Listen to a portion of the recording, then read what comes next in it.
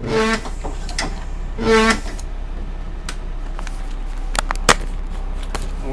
here we are Saturday night, and it's raining as usual. And we're all done. Another day complete. As a well-respected TriMet bus driver. You know, I was talking to some of my favorite supervisors and we were kind of pondering what's the problem with our image here.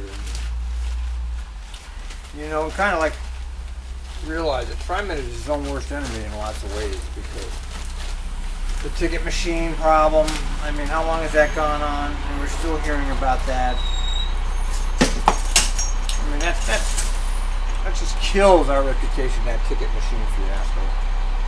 And it's still happening. I'm still getting loads of people needing to buy tickets on my bus because they can't, the machines aren't working. And there's a minority of drivers, but it's not big enough of a minority to really hurt us public relations wise, of drivers who are just dicks. I mean, there's no nice way to put it. They're just dicks. And that kills us public relations. And you see all that bad stuff has trickled out into the society, and I'm sure it's made its way to the press, which is part of our problem. You know, the press stories are completely unreasonable, but there's a reason why they're there, and I think it's part of those other problems that they are having trouble busting us on. So they're finding these nitpicky things to bust us on, because they don't seem to be getting anywhere with the other issues. So I really don't know what we're going to do here to improve our public image. But we sure have a bad reputation around here. It's funny because we're such a respected agency in the world, and yet here, I wonder, doesn't seem to command much respect at all. You know, I don't know why this company cowers to the press, or whether they're in with the press with all of this, because it's just peculiar that they never ever defend themselves in the face of these bogus news stories. And the union, I don't know where they are. I don't know. I don't even think they're. No, you know what? Sometimes I wonder if they're. I think they're so busy with other stuff over there, not even paying attention to any of it. And I think that's a very distinct possibility. So they're completely isolated from some of the bad stuff that goes on here, because they're not paying attention to it. If you don't pay attention to the news stories, you don't know about it. So nobody's out there batting for us at all.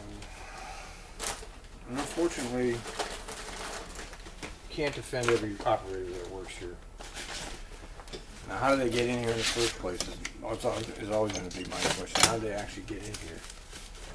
And how do they stay here? How do they get past probation? How do they get past the training? I'm not sure. I don't know. I mean, how do you change an institutional bureaucracy? I mean, bus drivers everywhere are not exactly the most humanistic of people, because of the nature of the job and the nature of the people that get to do this job. And you have to remember, you have to look at the way they recruit bus drivers.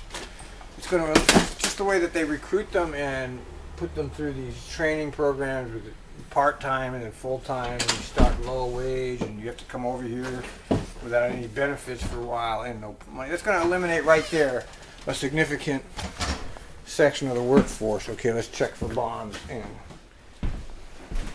there could be a bomb under every seat, don't forget.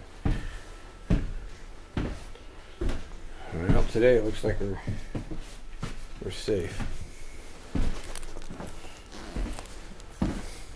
But I can tell you, there's no other area of the country that gets quite as much bad press as we do, and I'm actually quite shocked at how much bad press this place gets in our local media. It's just shocking, actually.